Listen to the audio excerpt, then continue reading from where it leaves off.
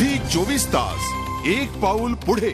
एकीकडे रितिकानं बालगणेशाची सुंदर मूर्ती तयार केली तर दुसरीकडे छोट्या रमाबाईंनी मालवणच्या गणरायाचं दर्शन तर घेतलंच, शिवाय बाप्पासाठी खास मोदकही तयार केलेत। चला तर मग विचारूया तेजश्रीलाच तिच्या या लाडक्या बाप्पाबद्दल।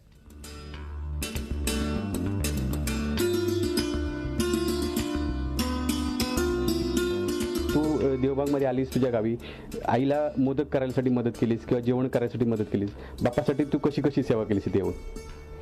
पहिले सगळ्यांना मनापासून नमस्कार, माझ्या सगळ्या मालवणच्या लोकांना आणि माझ्या महाराष्ट्रातल्या सगळ्याच लोकांना। आणि मला इथे येऊन खूप आनंद झाला आणि नेहमीच मला आनंद होत असतो। मी समुद्रात खेळते आणि आईला मी मोदक करायला मदत करते।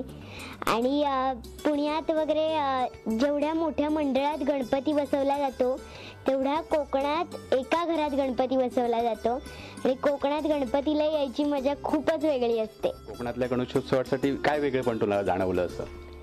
कोकणात स्पेशल मोदक, उकडीचे मोदक असतात, करंज्या असतात नैवेद्यासाठी। तसेच पुण्यात सुद्धा उकडीचे मोदकच असतात।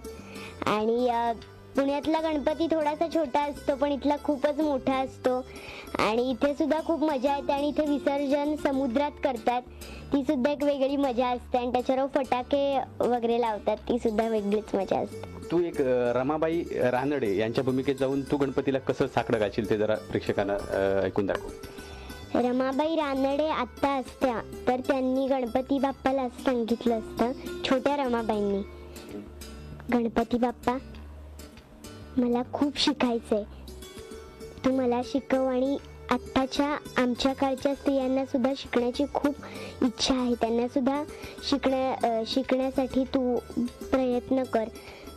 तू सगळ्यांना अशी बुद्धी दे की या काळच्या स्त्रियांना खूप शिकू देत आणि खूप मोठं होऊ देत आणि या जगातल्या, या महाराष्ट्रातल्या सगळ्याच लोकांचं खूप भलं होऊ देत।